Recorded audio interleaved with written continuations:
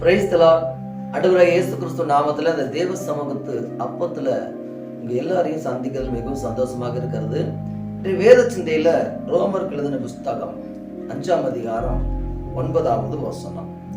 இப்படி நாம் அவருடைய இரத்தத்தினாலே நீதிமானாக்கப்பட்டு இருக்க கோபாக்கணைக்கு நீங்களாக அவராலே நாம் ரட்சிக்கப்படுவது அதிக நிச்சயமாமே.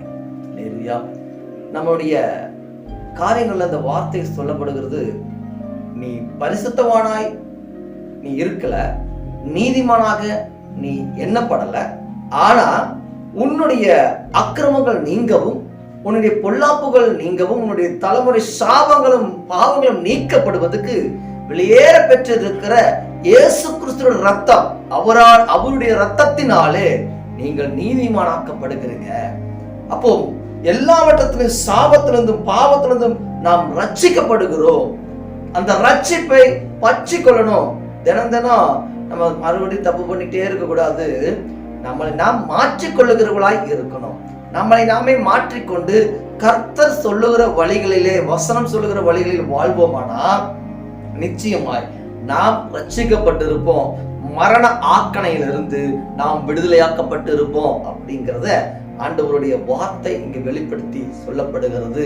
நாம எல்லாரும் அவருடைய கோபத்துக்கு தப்பித்துக் கொள்ளும்படிதான் அவருடைய ரத்த கோட்டைக்குள் மூடிக்கொண்டு நம்மளை பாதுகாக்கிறவராய் இயேசு கிறிஸ்து இருக்கிறார். சகல மனுஷனுடைய பாவத்தையும் மன்னிப்பதுக்காக அவர் பரிகாரமாகிறார். அதனால உங்களை நீதிமான் ஆக்கும்படிதான் ஆண்டவர் தன்னுடைய ரத்தத்தை எல்லாம் உங்கள் கீழே சிந்தினாரு. அதனாலதான் நமக்கு எந்த பாவ பலியும் சேர்க்க வேண்டாம்.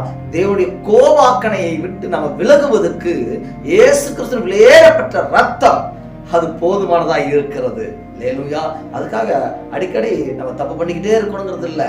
அது எப்ப பார்த்தாலும் நம்ம மறுபடியும் தவறுகள் பாவங்கள் செஞ்சுக்கிட்டே இருக்கணுங்கிறது இல்லை. நாம் செய்த பாவங்களை மன்னிப்பதுக்காக மறுபடியும் பாவம் செய்யாது இருக்கணும் அப்படின்னு இயேசுநாதரே சொல்றாரு.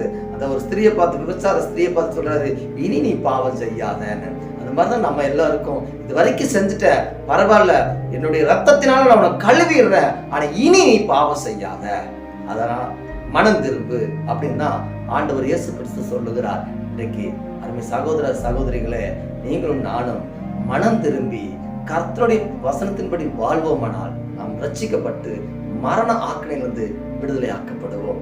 நம்மளை விடுதலை ஆக்கப்படுகிறது வெளியேறப்பட்ட இயேசு கிறிஸ்து ரத்தமே இல்லாமல் வேறு ஒன்றும் கிடையாது.